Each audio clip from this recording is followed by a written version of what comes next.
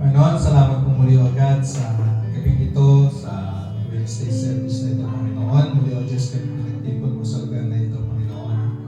At salamat sa pag-ingat mo sa amin sa mga nakalipas na araw o oras, Panginoon o God, ng aming buhay, sa iyong mga provisions, sa aming buhay, Panginoon, sa kalakas at kalusugan, kaglayan namin, Panginoon. Sa lahat ng ito, Panginoon, salamat po o Diyos. At tunay nga po, Lord, sa gabi ito, Panginoon, patuloy na kami lumalapit, tumapong sa iyo, Panginoon. Ano mo pong kasalansang nagawa namin, ano mo pong karamihan nakikita mo sa amin, O Diyos. Linisin mo kayo, Panginoon. Patawarin mo, Diyos, kami sa lahat po ng mga pagkakasala, Panginoon. Sa lahat po ng aming mga nagawa, Panginoon. Sa diyaman namin ito, hindi, Panginoon. Sa aming mga masasamang pananalita at pag-iisip sa aming kapwa, O Diyos. Sa aming mga pagkukulang sa paglilingkod sa iyo, Panginoon. Sa lahat po, O Diyos, ng aming mga pagsalansa, Panginoon, may kami ng tawad, O God. Ama, salamat po. Salamat po, Panginoon, sapagkat malaki, O Diyos, at di masukat, Panginoon, ang iyong biyaya at pirasya, Panginoon, O God. At ang iyong pagkapatawad, Lord, ay lagi nakalaan sa amin, O Diyos, sapagkat ikaw ang Diyos ng pag-ibig, Panginoon. Ikaw ang aming Ama na patuloy, Lord, na umiibig sa amin, O Diyos. At patuloy po namin tinataas ang gawain ito, O Diyos, ng music service na ito. Ikaw nga po, O Diyos, ang maitaas, Panginoon, mula sa simula hanggang matapos ang gawain ito, Panginoon.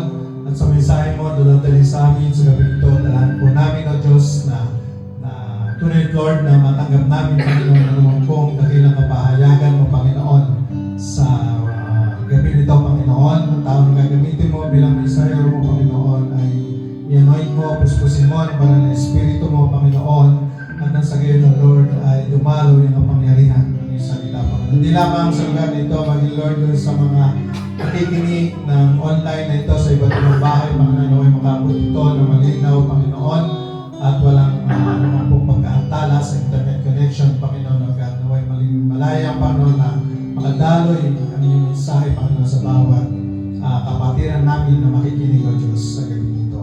Ama, salamat po, patuloy po namin inakin ang matagumpayan sa gawain nito, Panginoon. Purihin ka, dakilain ka, lahat ng itinuwal sa ilang sa pangalan po ng Panginoong Jesus. Amen. Praise God.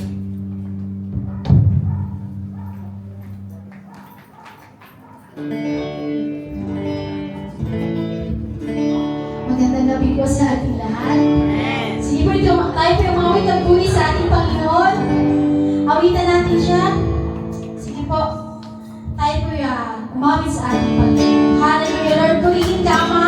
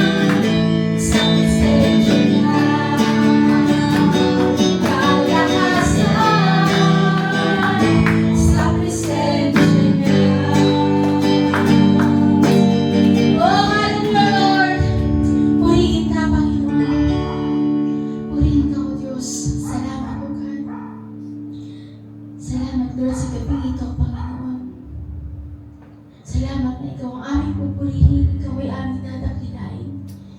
Ikaw ay aming sasambahin sa gabing ikaw, Panginoon. Oh, hallelujah, Lord, hallelujah. Salamat, aming Diyos. Dinadakila ka namin, ninubalhati ka namin, Ama. Salamat po,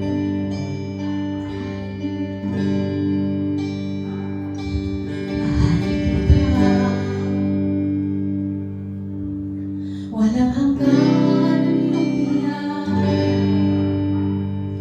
buong buhay, hawak mo sa iyong kamay.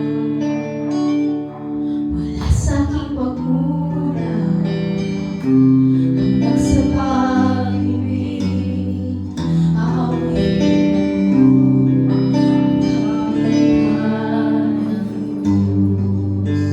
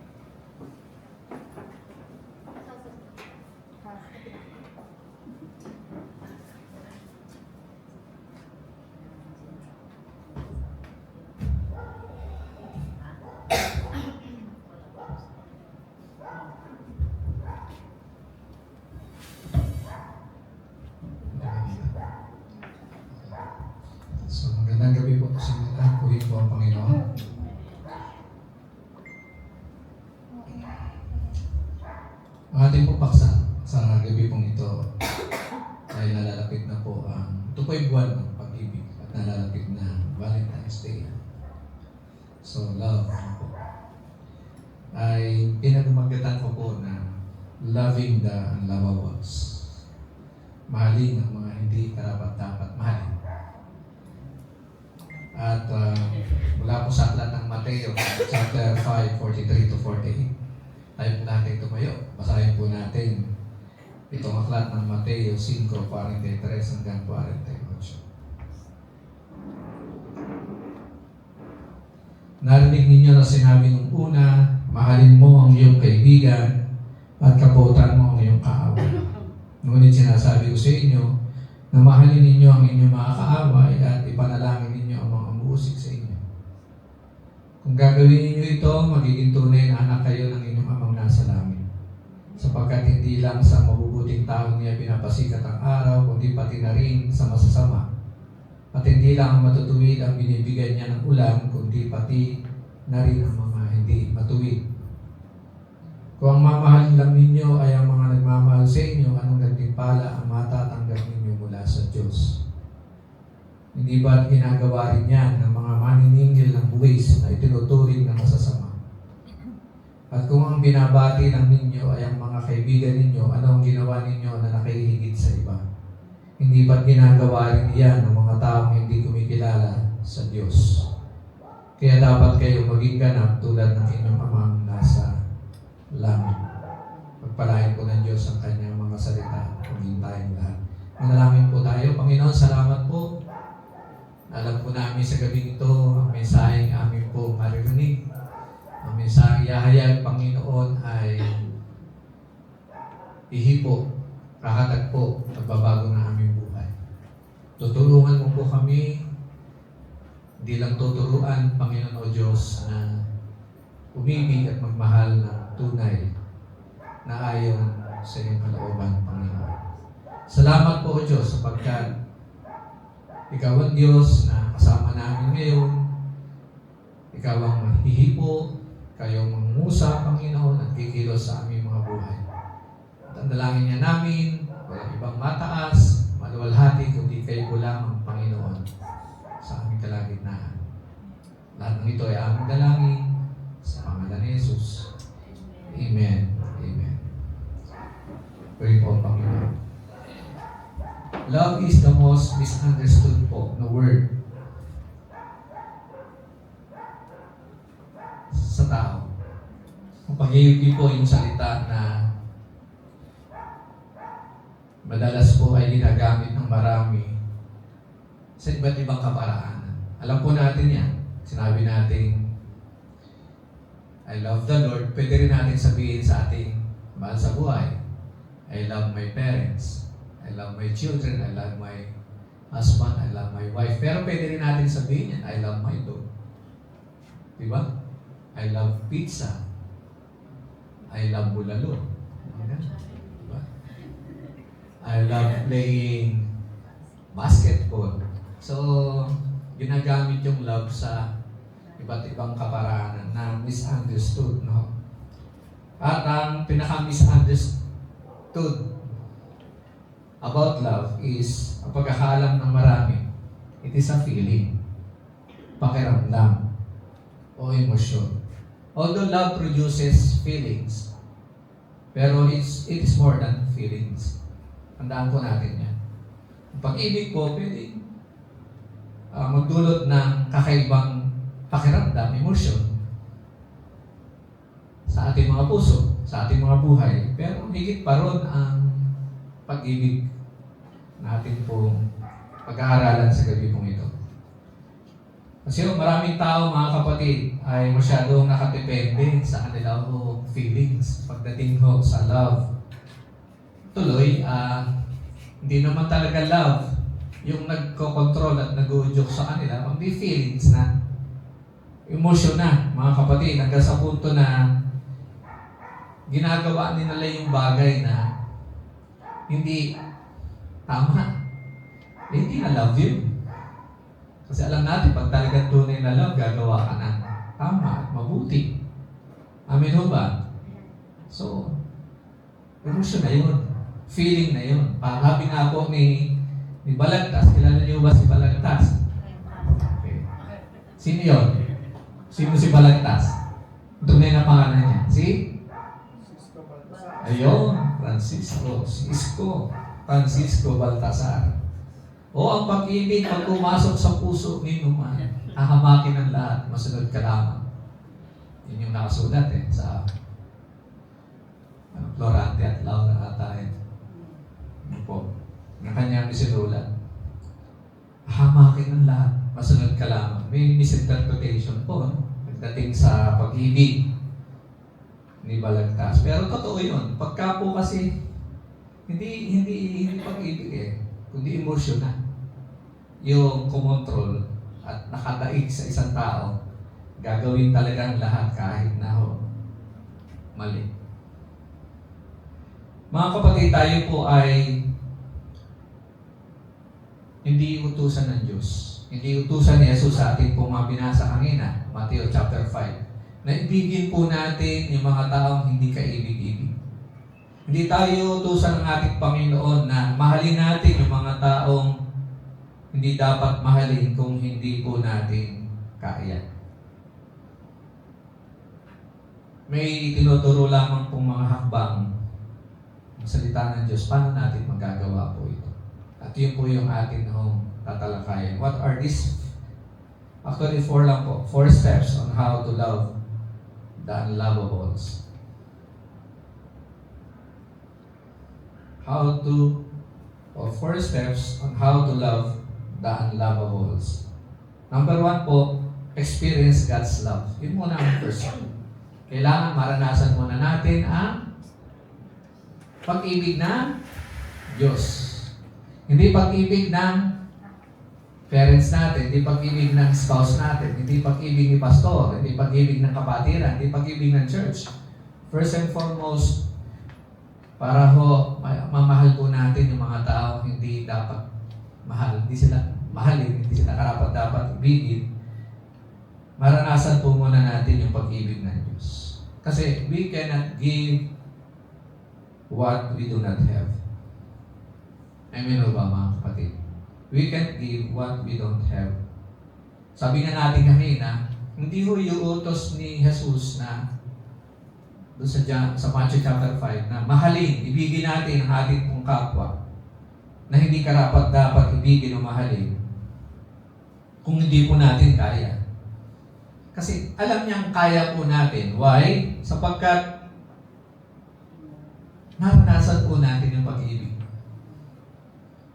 At dahil naranasan natin ang pag-ibig ng Diyos, meron tayong pag-ibig niya. Tinanggap po natin ito. Sino rito nakaranas na ng pag-ibig ng Panginoon? Taas ang kamay. So, when you experience it, you receive it. Kaya meron kang pag-ibig ng Diyos.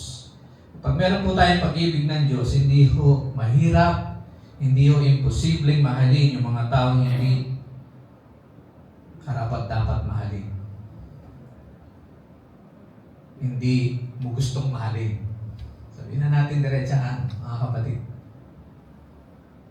Bakit? Sabi po ng 1 John chapter 4 verse 19, we love because He first loved us. Nagmamahal tayo kasi naranasan natin ang pagmamahal ng Diyos. Alam niyo ba mga kapatid na unloved people are often unloving people. Unloved people are often unloving people. Yung mga tao daw po na hindi nakaranas o naramdamang minahal sila ng kanilang kapwa ay nahihirapang magmahal sa kanilang kapwa din. Naintindihan niyo ba? So kapag naranasan po ng isang tao, naunawaan po niya kung paano siya minahal ng Diyos, hindi mahirap hindi imposibleng magmahal din po siya sa kanyang kapwa kahit pa hindi karapat-dapat.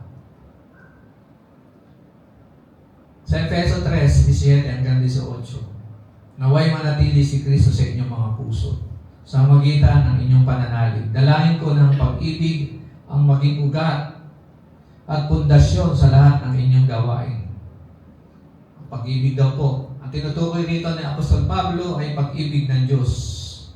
Ang maging ugat at pundasyon sa lahat ng inyong gawain. Yung magpapatatag sa inyo kasi ang pag-ibig ng Diyos. Sasabi niya sa verse 18 pa, upang inyong lubusan maunawaan kasama na mahiniran ng Diyos kung gaano kalawak, kahaba, kataas, at kalalim ang kanyang pag-ibig. So, ang pag-ibig po ng Panginoon, mga kapatid, ay nararanasan, natututunan, nauunawaan. Yan po. Ang pag-ibig daw ng ating Panginoong Yesus. Actually, unmeasurable. Immeasurable po ang pag-ibig ng Panginoon. Hindi mo kayang sukatin ang lawak, ang haba, ang taas, ang lalim po nito. Bakit po? Kakaiba ho ang pag-ibig ng Diyos. Kakaiba ang pag-ibig ng ating Panginoong Jesus. First and foremost, Jesus' love is unconditional. Sabihin nga po natin, unconditional. Walang hinihinging kapalit. At hindi nagtatangi. Hindi namimili. Yan ang pag-ibig ng Diyos. Hindi nagtatangi o namimili ng tao. Inibig niya ang tao, minahal niya tayo, hindi sa kung sino tayo. Hindi sa kung ano ginawa natin, kundi kung sino siya. Kahit paano ginawa mo, kahit sino ka pa, minahal ka ng Diyos dahil siya ay Diyos na mapagmahal. Sabi nga ng Romans 5:8, but God showed how much He loved us by having Christ die for us, even though we are sinful. Pinakita daw ng Diyos ang kanyang pagmamahal sa atin, na ibigay niya sa atin si Jesus para mamatay doon sa krus, nakapalit po natin. Siya yung pinagtubos sa ating mga kasalanan, kahit na daw tayo ay makasalanan. Sabihin na natin, in short, minahal ka ng Diyos, kapatid, kahit na inaaway mo siya. Kahit kaaway ka niya, kahit gumagawa ka ng labag sa kanyang kalooban, kahit dinadalamhati mo siya, sinasaktan mo ang kanyang puso, mahal ka pa rin ng Diyos. Parang gano'n. Ibig sabihin dito, mga kapatid. Sabi po ni Philip Yancey, there's nothing we can do to make God love us more. There is nothing we cannot do to make God love us less. Wala tayo daw dapat gawin para dagdagan ng Diyos, madagdagan ang pagmamahal ng Diyos sa atin. Wala rin daw po tayong hindi dapat gawin para mabawasan yung pagmamahal sa atin ng Diyos. Hindi doon nakabase ang pagmamahal ng Diyos sa ginagawa natin o hindi natin ginagawa. Kundi nakabase ang pagmamahal ng Diyos kung sino siya. Amen ho ba? It's not about us. It's about Him. Amen. It's not what we do, but who God is. It is not the question of what. It is the question of who. Hindi yung ano, kundi sino. Yun ang pagmamahal ng Diyos. Sino siya? Sadya siyang mabuti. Sadya siyang mapagmahal, mga kapatid. At pag naranasan mo yung pag-ibig na ito ng Panginoon, iba ang kilos at galaw sa buhay mo. Pag totoong naranasan mo, sabi nyo akin na naranasan nyo, ibig sabihin, tinanggap nyo, nasa inyo ang pag-ibig ng Diyos, kaya magagawa mo yung bagay na hindi mo kayang gawin before. Yung dating mahirap, nagagawa mo na yung dating imposible, posible na. Sapagkat alam natin, walang imposible sa Diyos. Walang mahirap sa Kanya. At sino man daw nasa Panginoon, walang imposible, mahirap sa Kanya. Lalo na, nasa Kanya pa ang pag-ibig ng Diyos. Pangalawa, mga kapatid, na step on how to love the unlovables. Learn to forgive your enemies. Naku, dito ko tayo. Medyo, tatamaan. Sama ko to.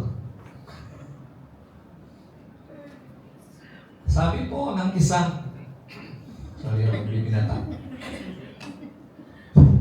Sabi po ng hindi kilala, na sumulat po ng quotation na ito. True test of love is when it is being challenged. Ang tunay daw na pag-ibig, lumulutang yan, nasusubok yan, nakikilala yan kapag ka sa gitna ng mga pagsubok, sa gitna ng hamon. Upang matutunan po natin yung tunay ng pagmamahal, ito ang totoo. Nilalagay tayo ng Diyos sa sitwasyon na sa gitna ng mga tao na mahirap mahalin. Nami-meet natin sila. At hindi lang isang beses, palagi pa nga. Hello? Naintindihan niyo ba yung sinasabi ko? Nakaka-relate ba kayo? Yung bang, nandiyan pa rin sila. Inaasal ka pa rin, iniinis ka pa rin, gawa-gawa pa rin ng mali at masama at kinasasakit ng kalooban mo. Doon na-challenge kung talagang totoo yung pagmamahal. Balikan po natin yung Mateo 5, 46 hanggang 48 kaminan. Kung ang mamahal lang ninyo ay yung mga nagmamahal sa inyo, anong gantimpala ang matatanggap ninyo mula sa Diyos? Hindi ba ginagawa rin yan ng mga maniningil ng buwis na itinuturing na masasama? At kung ang binabati lang ninyo, ang mga kaibigan ninyo, anong ginawa ninyo nang nakihigit sa iba? Hindi ba ginagawa rin yan ng mga taong hindi kumikilala sa Diyos? Kaya dapat kayong maging ganap tulad ng inyong amang nasa langit. Gusto kong bigyan din ng konting emphasize po yung verse 48. Bakit sinabi ng Panginoon, be perfect, for God is perfect? For your Father is perfect. Your Father in heaven is perfect. Kasi sa totoo lang po, ang perfection, ang pagiging ganap, hindi naman ito sa ginagawa natin kundi sa ginawa talaga ng Panginoon para sa atin. Actually, wala naman talagang perfect sa atin. Wala namang masasabing ganap siya dahil tayo po ay nagkakamali from time to time. Pero ang tinuturo sa atin dito ng Panginoon, the moment you experience God's love at nagawa mo yung bagay na ito na, na mahalin mo yung taong hindi dapat mong mahalin, hindi mo gustong mahalin, wala kang nararamdamang mahalin, lagay ko is the first step towards perfection and maturity and completion. Tama ho ba mga kapatid? Hello? Kung magmamahal ka raw doon sa mga taong pwede lang mahalin, kaya mong kamahal-mahal, o ibigay yung kaibig-ibig, tanggapin yung katanggap-tanggap, ay ano daw na pinagkaiba mo sa mga masasama, sa mga hindi mananampalataya, sa mga hindi naniniwala na may Diyos. Kasi ginagawa din nila yun. So, tinuturo sa atin dito mga kapatid ng Panginoon na maging iba ka sa kanila. Sabihin mo nga sa katabi mo, maging iba ka. Maging kakaiba ka. Be unique. Be different.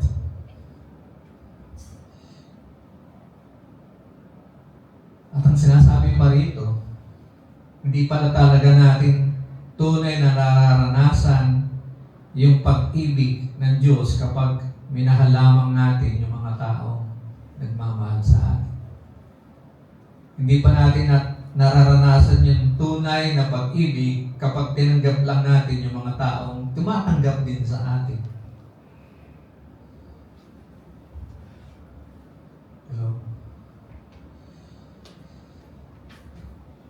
We cannot love if our hearts show partiality.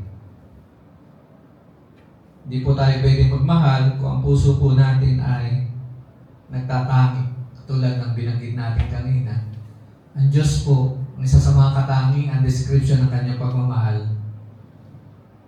hindi namimili ng mamahalin. Dapat po ganun din tayo. Hindi pwede yung mahal ko siya, ito hindi ko mahal to. Hindi ganun, mga kapatid. Hindi tunay ang pag-ibig na nasa ating pong puso kapag namimili po tayo ng ating ibigin, mamahalin, tatanggapin. Amen mo ba? At tinuturo sa atin ng Panginoon kung talaga at totoo ang pagmamahal po natin sa mga tao na hindi karapat-dapat mahalin, kailangan i-close na natin yung past. Magpatawad na tayo. Patawarin na natin. Hello? Hello? Yun pong pagmamahal ng Diyos, synonymous po sa pagpapatawad niya. Kaya nagmahal ang Diyos, kaya nagawa ng Diyos magpatawad dahil nagmamahal siya. Kaya magagawa ko nating magpatawad dahil nagmamahal po tayo. O kaya tayo nagmamahal kasi marunong tayo magpatawad.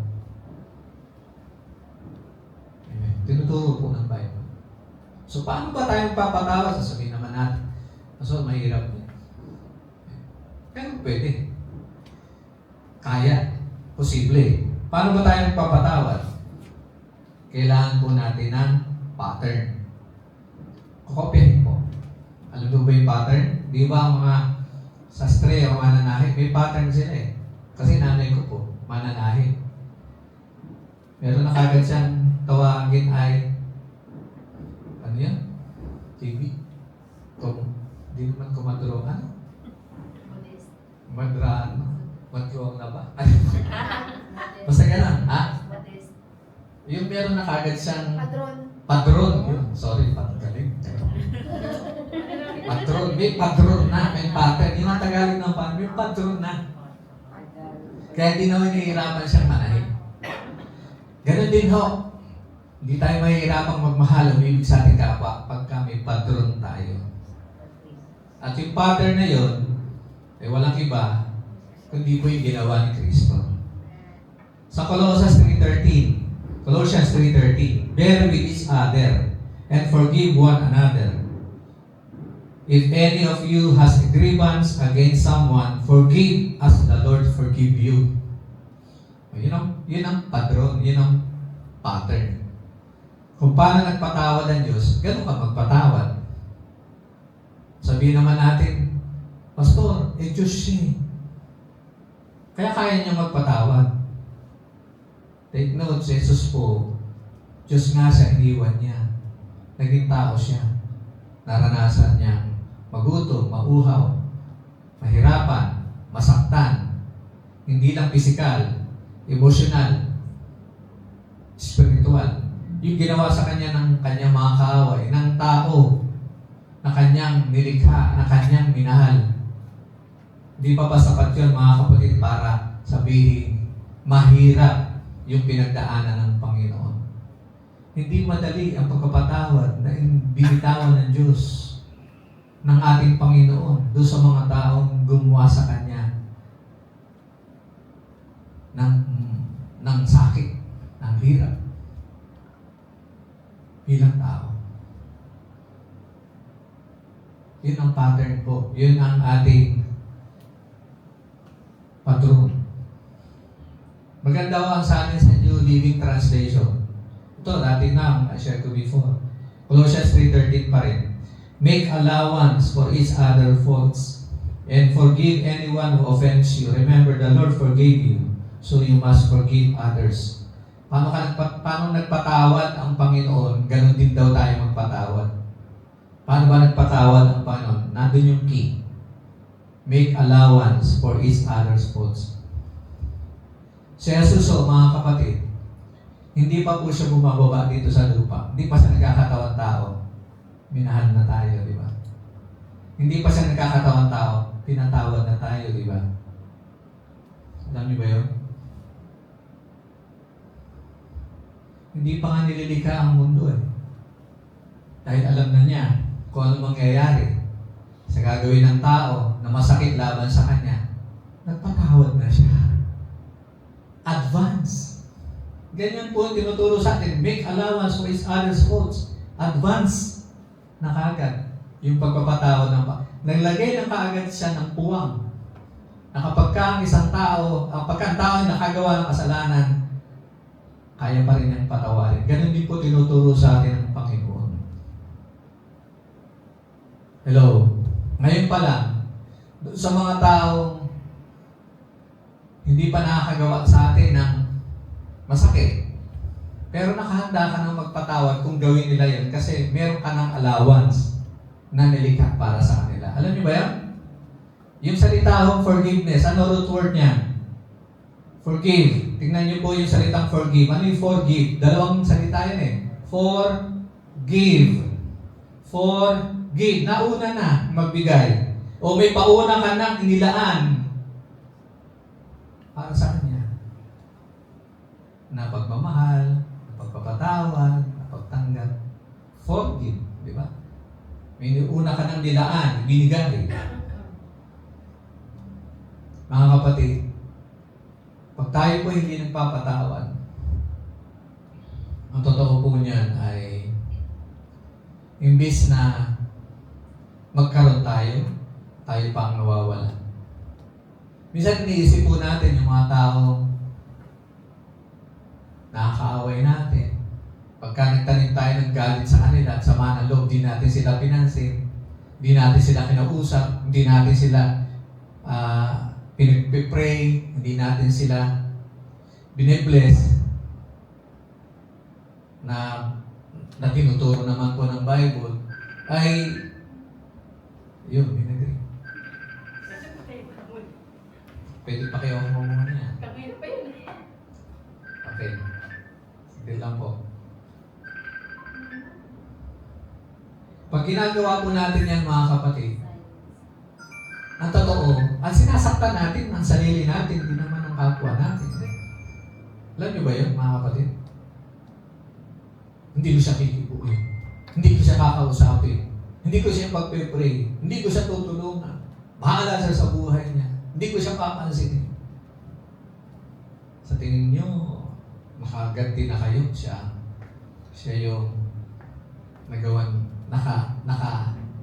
kumbaga ay naka-advance ka sa kanya.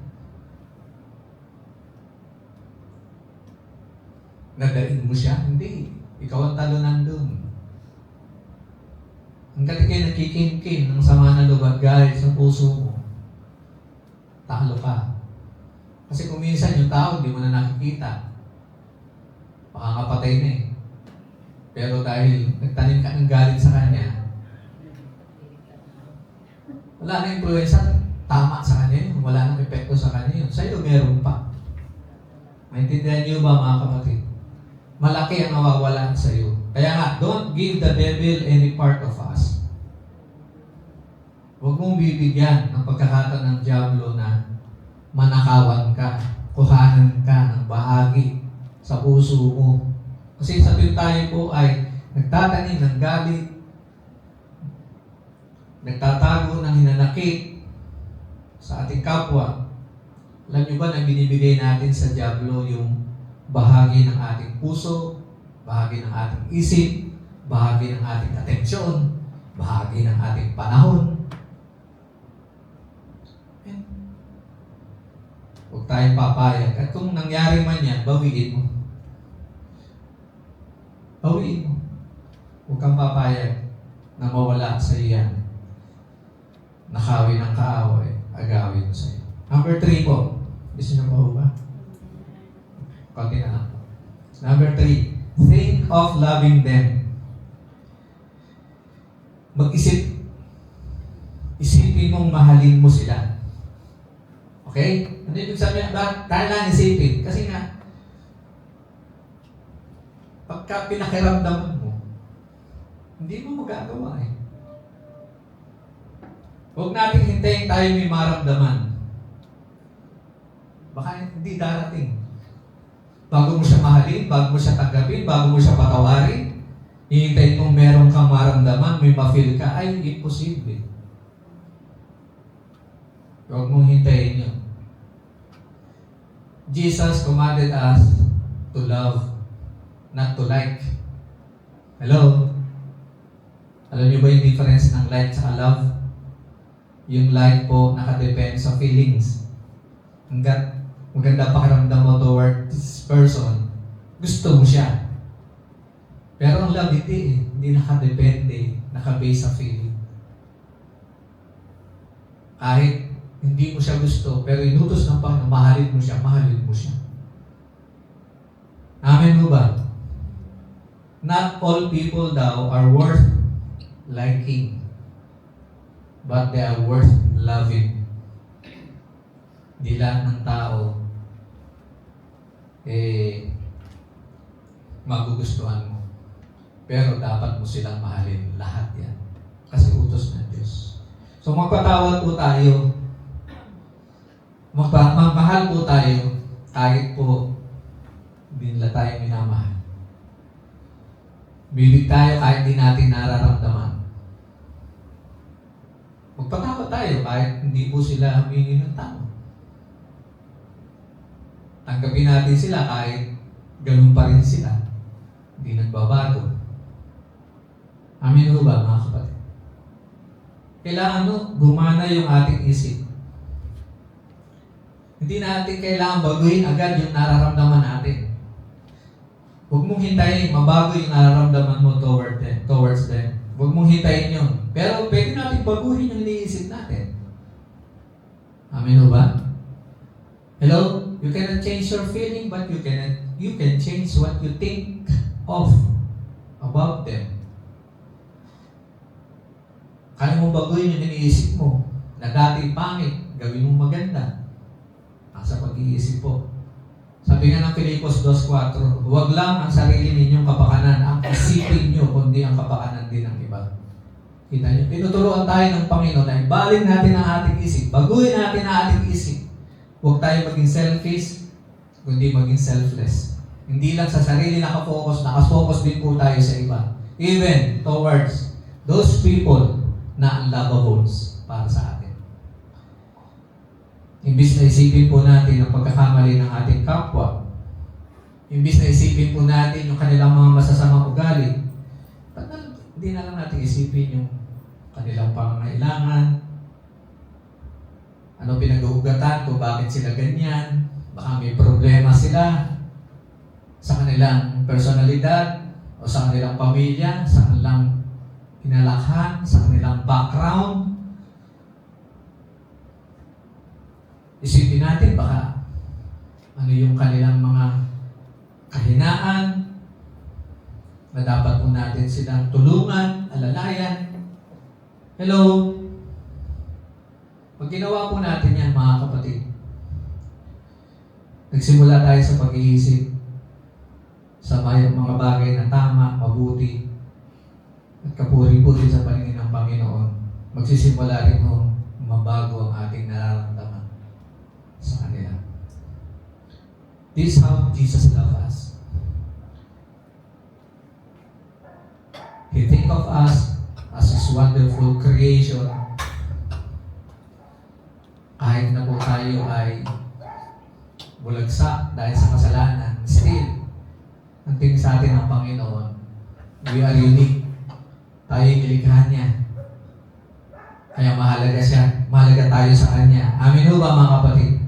He think of us as a friend na we forgot Him, na nalimutan siya. He think of us as His children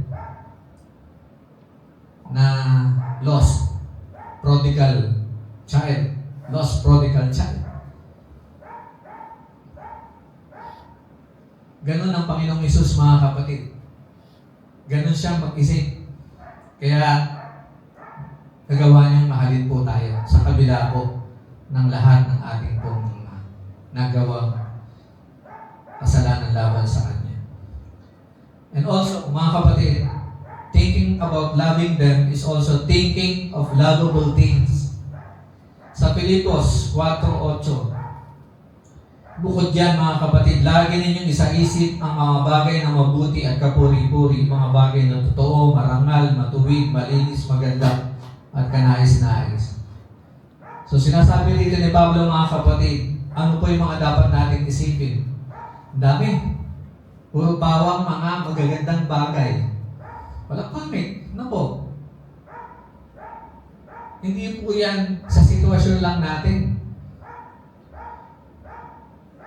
Hindi po yan sa kalagayan lang po natin, sa nangyayari sa atin, kundi maging sa sitwasyon, kalagayan ng ating pong kapwa.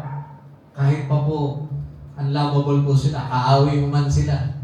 Think about good things about them. Kung hindi man po lovable yung tao, alam niyo ho ang lovable, at least lovable, yung ikaw, makapagpatawad ka, that is lovable. Makapagbigay ka ng pagmamahal doon sa taong hindi po karapat-dapat, that is lovable. Amin o ba? Iniisip mo pa lang yung gagawin mong mabuting bagay sa mga taong ito kahit gumawa sila ng mali sa'yo, that is lovable things.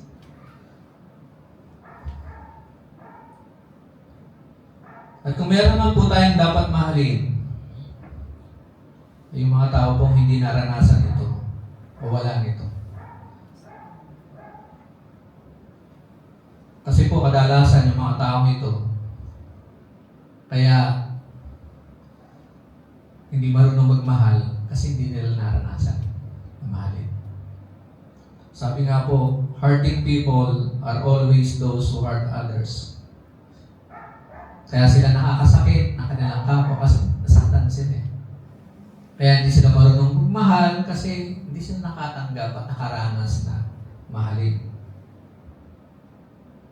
So yung mga tao daw pong laging nakakasakit ng kanilang kapwa, yung mga tao pong sila mismo laging nasasaktan. Kasi ang tao, mga kapatid, na kulang po sa atensyon, gagawa ng paraan yan eh.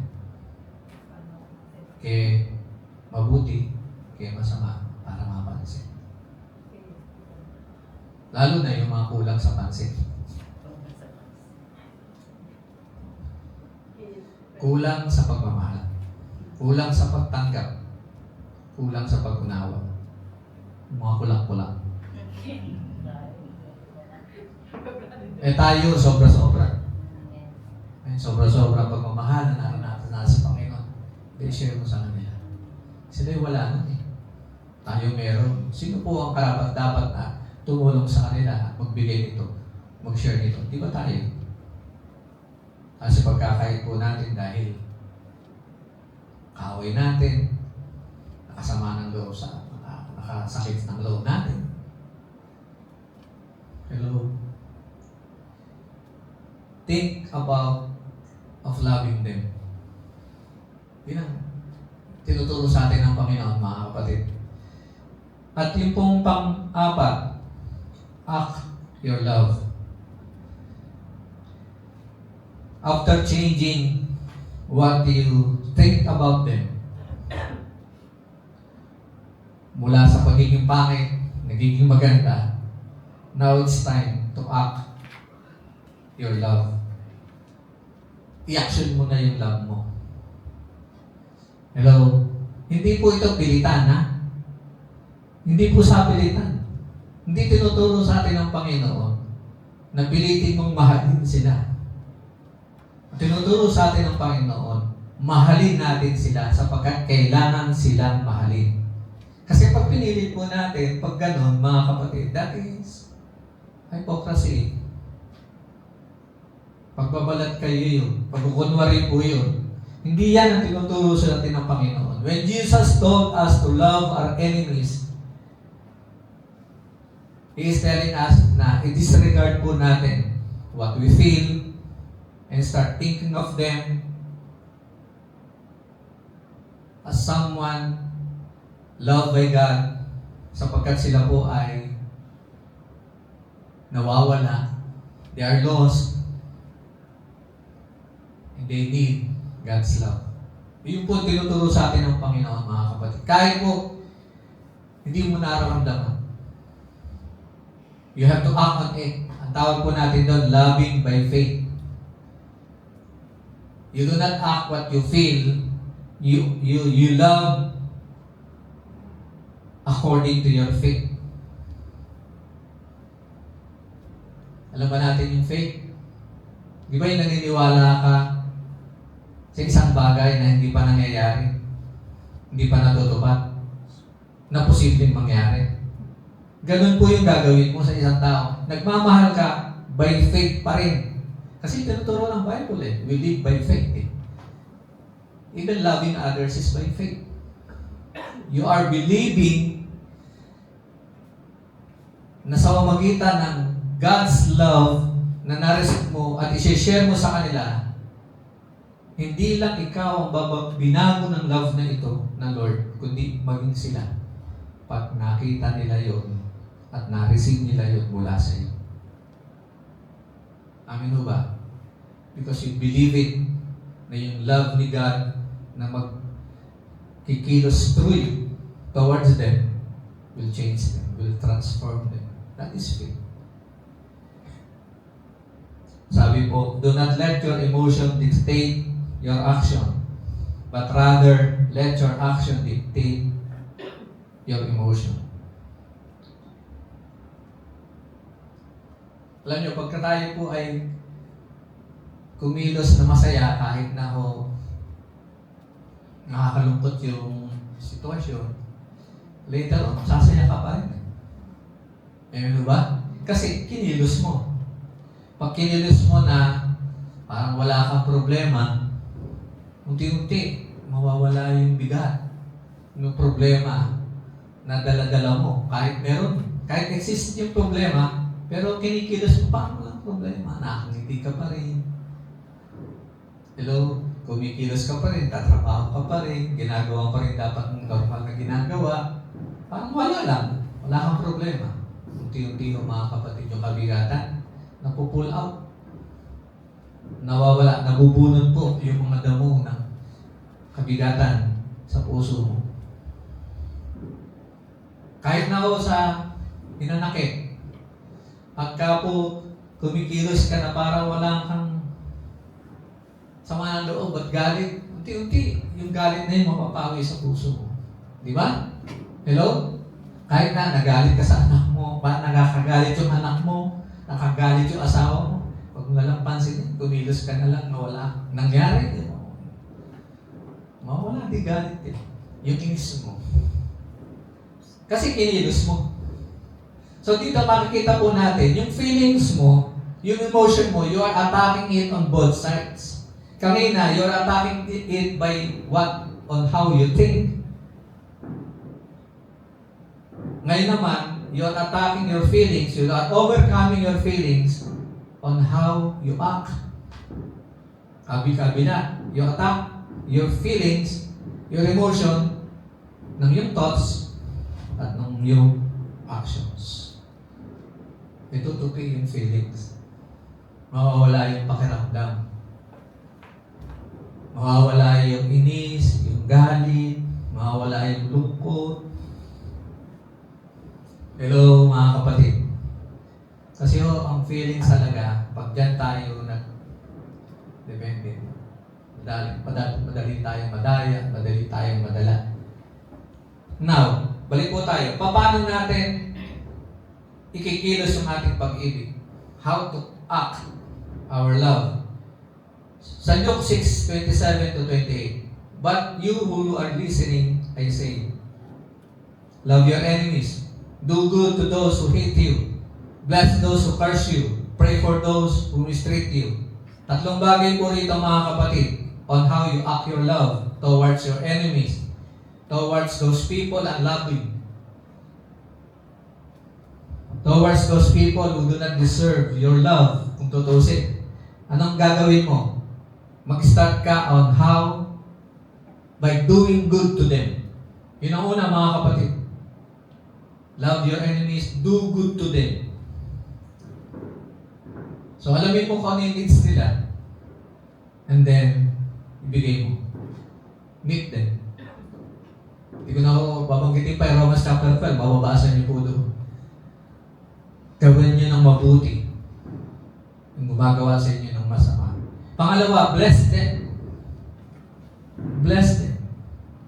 Change the way how you talk about them. Kasi kadalasan, pag galit ka doon sa tao, kung kangin-kangino mo, sinisiraan siya. Pero this time, mga kapatid,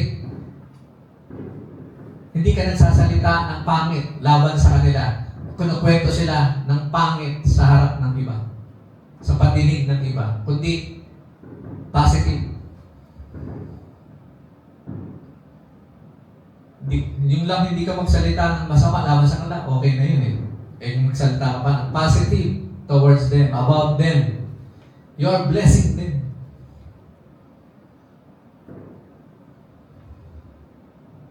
At yung pangatlo, pray for them. Pray for your enemies. Ask God na i-bless sila ni Lord. Ask God na i-forgive sila ni Lord. Ask God na i-save sila ni Lord. Ask God na hingin mo sa Panginoon na i-guide sila ng Panginoon para maayos ang kanilang mga buhay. Alam niyo ba, may dalawang importanteng katotohanan about love. Number one, love is a choice. In Colossians 3:14, above all, clothe yourselves with love, which binds us all together in perfect harmony. Sabi rito, idamit mo daw. Isuot mo. Di ba pagkaho tayo sa umaga, papasok sa opisina, papasok sa klase, pupuntahan po tayo, alis ng bahay, nagpapalit ka ng damit, di ba? Ligo ka muna, siyempre. Ligo ka muna, tapos papalit ka ng damit. Pero yung damit na ipapalit mo, pinipili mo kung ano yung susuot mo sa araw na yun. Iba naman, di nagpapalit na ng damit. Decision mo pa rin yan. So, mga kapatid, ang tinuturo sa atin dito, ang pag-ibig daw ay isang desisyon na bagay. Choice mo yun. And if love is something that we choose, we have control over. Meron tayong control. Amin ho ba mga kapatid? Kaya ho, pagka ginawa mo magmahal, decision mo yun. Hindi mo pwedeng sabihin na hindi ko siya mamahal kasi likas sa akin yun. Basta galit ako, likas na. Hindi na mababago. Decision mo yun. Na hindi ka na mabago. Number 2 po, love is a conduct. Ugali yan. Pagmamahal po ay pwedeng maging, dito conduct yun. Way of life. 1 John 3:18. Little children, let us not love with word or with tongue, but in action and in truth. Kasi ninyo mga kapatid, ang pag-ibig daw po, actually it's not a noun. It's a verb. It's an action word. Active po ang love, not passive. Hindi po yan hindi po yan not a word, not a feelings. Lalo na ho, binanggit po natin kanina. It is something we choose. It is something we decide. It is something we do. It should be our conduct. It should be our lifestyle. At ang sabi pa doon, love not only in action but in truth.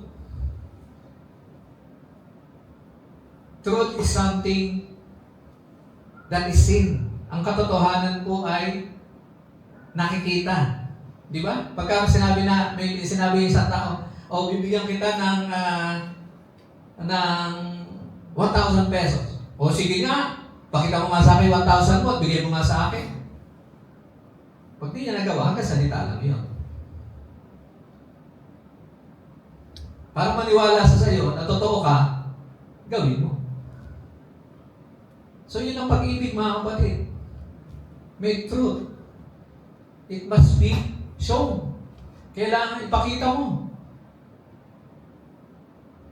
Sadya daw po sa tao, likas na yung mahalin lamang po niya yung mga nagmamahal sa Kanya. Pero tayo mga kapatid, hindi tayo ordinaryong tao lang. Tayo po ay tao nga, pero mga anak po tayo ng Diyos. Kaya binanggit po diyan, little children.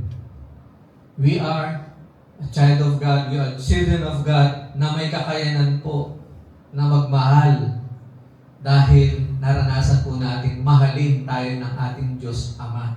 Kaya babalikan po natin yung Mateo 5:43 hanggang 45 hanggang A.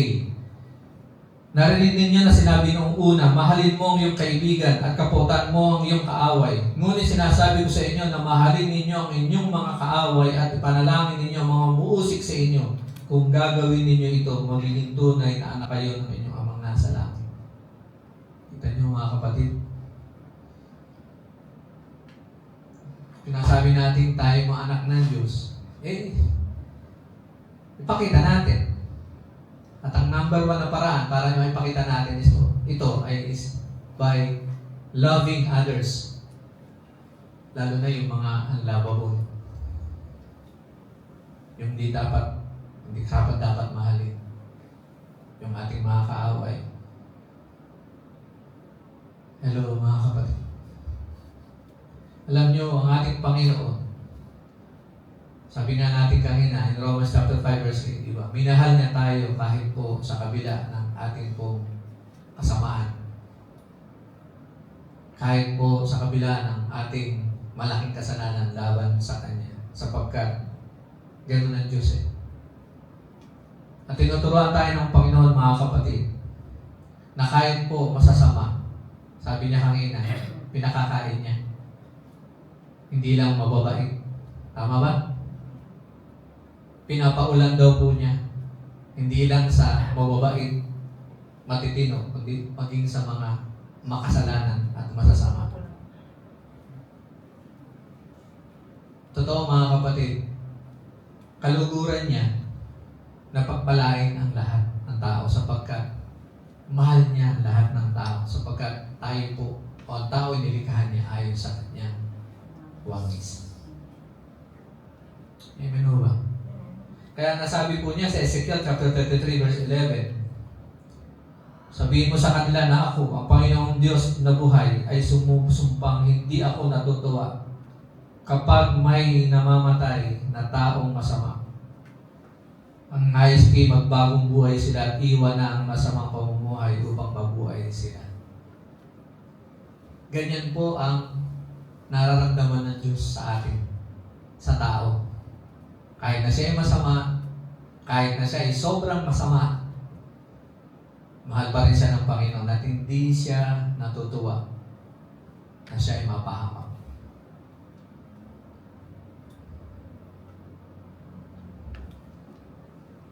Sabi rin po ng, hindi ko lang nalagay rito, 1 Peter chapter 3 verse 9 po ata, o 19.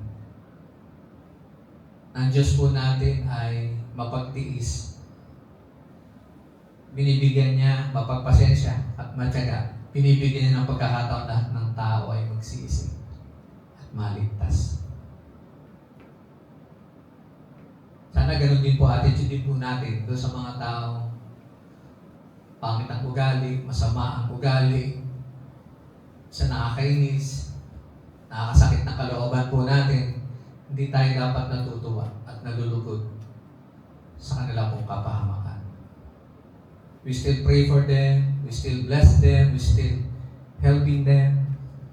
Gumagawa pa rin tayo ng paraan para po abutin sila ng pag-ibig ng ating Diyos. Hindi yung posibleng magmahal sa mga taong hindi kaibig-ibig. Kung tayo po ay totoong nakaranas ng pagmamahal ng ating Panginoon. So matuto po tayong magpatawad sapagkat ito po ang kalooban ng Diyos. Kahit man po yung tao hindi karapat dapat patawarin, hindi humihingi ng tawad o nakagawa sa atin ng mabigat na kasalanan. Huwag mo nating hintayin na may maramdaman tayo bago natin sila patawarin, mahalin, tanggapin. Gawing modelo po natin ang ating Panginoon on how He think, on how He act, doon sa pag-ibig niya na pinaranas po sa atin. Amin po ba? Makapangyarihan po ang pag-ibig, lalo na kung ito po ay pag-ibig na galing sa Diyos. Tayo po'y manalangin. Panginoon, salamat po sa gabi nito. Tinuruan mo kami kung paano po kami magmahal ng totoo. At ang pagmamahal na totoo, Panginoon, ay nagmumula sa iyo. Sapagkat ang tunay, ganap na pagmamahal, Panginoon, ay yung pong nagmamahal doon sa mga tao pong kahit hindi karapat-dapat mahalin. Yung umiibig kahit doon sa mga tao pong hindi kaibig-ibig. Doon sa mga kaaway, nakakasakit ng aming kalooban, Panginoon. Salamat sa gabi nito, O Diyos, at tinuruan mo kami na mag-isip at kumilos, Panginoon, ng may pagmamahal. At hindi base lang sa aming pong nararamdaman, Panginoon. Lord, patuloy mo kami bigyan ng lakas, karunungan, sa biyaya mo, Panginoon o Diyos, upang lalo po namin maparangalan ka sa aming pong buhay. Sa magitan po ng pagpapakita po namin ng pagmamahal, tunay na pagmamahal, sapagkat kami po yung nakaranas po nito. Marapat lang na kami po yung maging kasangkapan mo, sapagkat kami po yung may kakayanan na magbigay nito. Sapagkat binigyan mo kami nito ng pagmamahal mo. You love us first, that's why we can love others too, Lord. Salamat po, Panginoon.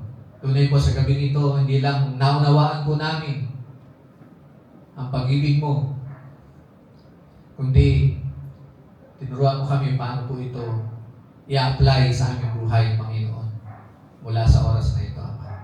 Pagpalain niyo po ang bawat isa. Pagpalain mo ng iyong pag-ibig, ng iyong pagmamahal, Panginoon, sa bawat araw habang kami nabubuhay dito sa lupa. Sa iyong kapurihan, kaluwalhatian at karangalan sa pangalan ni Jesus. Amen.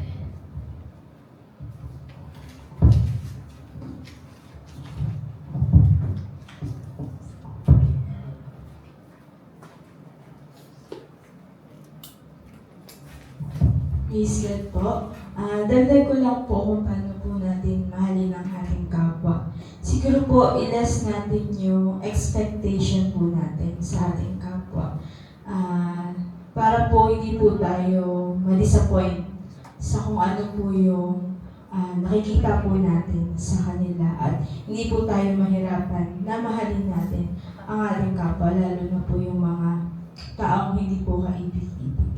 Yun lang po. Sige po, tayo po ay manalangin at dumako po sa ating pangwakas na panalangin. Hallelujah, hallelujah. Mabuhin ka, dakilain ka, Panginoon. Salamat po sa iyong dakilang pag-ibig po sa bawat isa sa amin. Salamat po sa pagpapaalala, Panginoon, na bilang iyong mga anak, Panginoon, ay dapat namin mahalin ang bawat mahal mo rin, Panginoon. Ang bawat tao na aming kakilala, Panginoon, ito man po ay hindi kaibig-ibig ang mao. Ito man po ay nakasakit ng aming damdamin, Panginoon. Lord, hihingi po kami ng kapatawaran, Ama, kung kami po ay nakaisip, nakagawa ng mali po sa aming kapwa, Ama. At Lord, tulungan niyo rin kami na mahalin ang aming kapwa, gaya ng pagmamahal mo po sa kanila, Ama. Ikaw po ang humawak ng aming puso at magbago po nito, Ama. At Lord, ikaw din po ang magpala sa iyong likod, Panginoon, kay Pastor Al. Ikaw po ang magbigay sa kanya at magbalik ng siksik-liklik na pagpapala, Panginoon. At palakasin niyo po siya, bigyan niyo pa po siya ng karunungan, Ama, na nagmumula sa iyo. Salamat po, Ama. Kayo rin po ang patuloy na sumama sa bawat isa sa aming pag-uwi, sa aming pansamantalang tahanan, Ama. Ikaw po ang Ang dugo mo, Panginoon, ang bumalot sa bawat isa sa amin. Purihin ka, Ama, dakilain ka sa pangalan ni Jesus. Amen.